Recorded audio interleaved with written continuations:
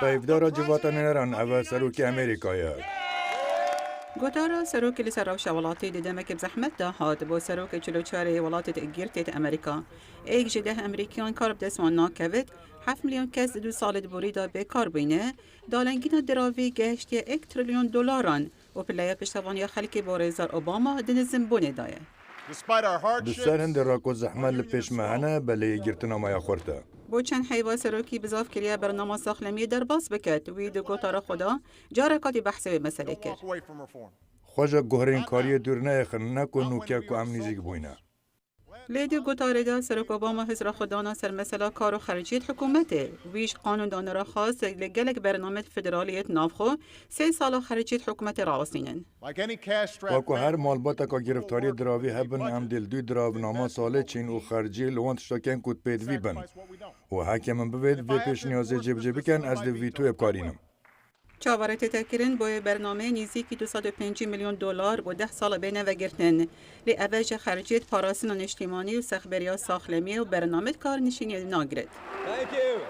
لی وکو برسوا پارتیا کماری فرماندار ویرجینیا باب مکدانالد گفت او نبسه. راگهاندنا سروکی افشوال سر دست و گرتن و خرج کردن دا پنگا و کاجه پسندانه دستودار و پیدویا وی وقتی که ام هزر خواهد دادکین ام رولا حکومت جهمی عالی هم و بر بکین. هر وکل دست بکا گوتارا سروکی سالانات پرگینی لی سروکی تتکرن لی جوات ولایت ویرجینیا جی پرگینی که گرم لی فرماندار مکدانالد خاطر کرن. جرا ایکی بو پارتیا حورک بزاف کر چاو لی ریو رسمت گوتارا سروکی سالانه بکد. هم فرماندار مکدانالد و هم سرک اوباما لساشر ریدشی تروریسم جهانی آخفتن. امریکی هیبتی بون روزا کریسمس دم بیستی بزاوا کا پاکاندنا فروکی هاتو بو کرند فروکی که دا برف دیتروید چو او برگمان تروریست بیانی همان مافد حوالاتی که امریکی دابونه و آگهیت پیدوی ندان توی هم با جلسر خلکی بکاربینین بشکاندنا تروریستا.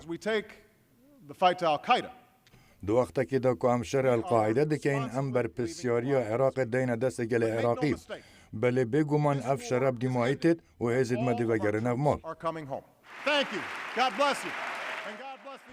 بینرت هجا اف راپورتش بشکا کردیا دنگ امریکا هاته بلاف کرن.